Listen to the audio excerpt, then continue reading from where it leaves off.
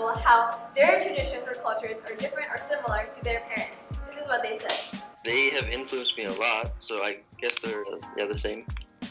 I think my cultures and traditions are quite similar to my parents, as they have been with me my entire life, so they've of course shaped what I think and what I believe and how I act. But there are certain things that I think with the difference in generations, there definitely are. And our elders doesn't have a lot of differences, except we are more open-minded to Western cultures. I'm a very family-oriented person, so my traditions and culture are pretty much the same with my parents because it's been going on for generations to generations. Nothing is different.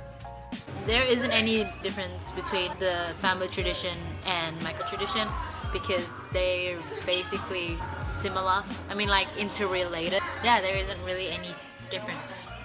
Because my parents and I live in a different era. It's just different the way we think.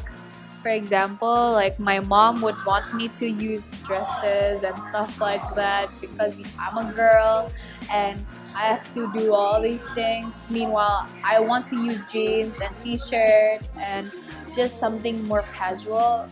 I guess it's sort of different with their perspective. My culture and traditions are definitely similar to my parents since they were passed down to me and everything, and they kind of shape who I am today. I think the difference between my parents' culture and mine is that my parents' generation, the people were more closed-minded, and that's normal because I guess they probably lived in a different society where people were treated differently, and especially because they were raised in Korea, where it's an Asian community, and people are more sensitive about certain topics such as gender roles or racism.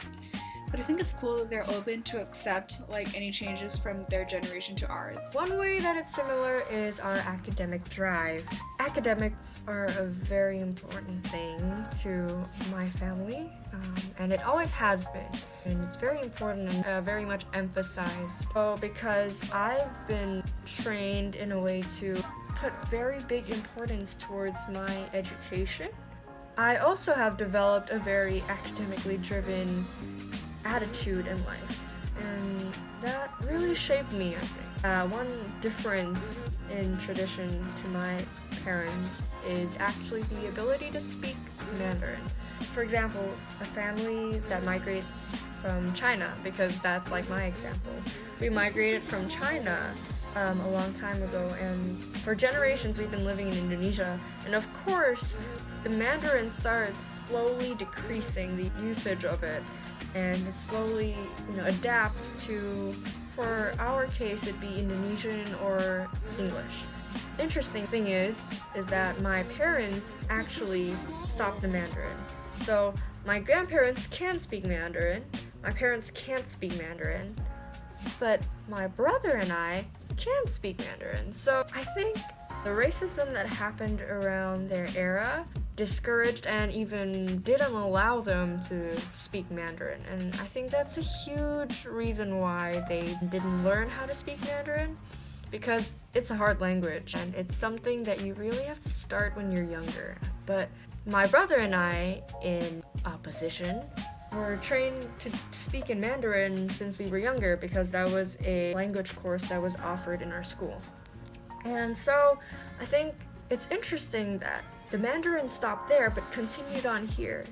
And that's something I'm grateful for because I'm happy to be able to pass down the roots.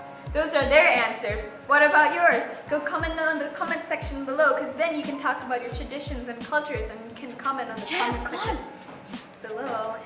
And let's wrap it out. Comment! Peace out from Bhinneka Tunggal Ika. Bye!